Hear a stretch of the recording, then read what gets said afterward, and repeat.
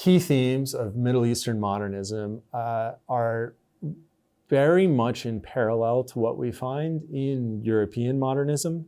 If anyone is familiar with modernism in the audience, they might know T.S. Eliot and The Wasteland, English modernist poem, probably the most famous modernist poem that exists across the globe. The thing that's interesting about The Wasteland is when you start to dig a little bit past what you find in the first few lines, you find a Middle Eastern root to that poem, and that is the Tammuz myth. Tammuz, now we're into something that's distinctly Middle Eastern. It goes back to ancient times in Mesopotamia.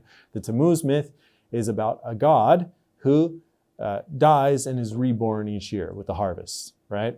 So T.S. Eliot uses this theme in The Wasteland, which is overall about the process of death and rebirth. I think he's quite pessimistic about the possibilities of rebirth. So there's an element of pessimism that I think is a defining feature of modernism as well. If you go to the Middle Eastern modernists, they are also talking about wastelands, and not necessarily because they read T.S. Eliot, right?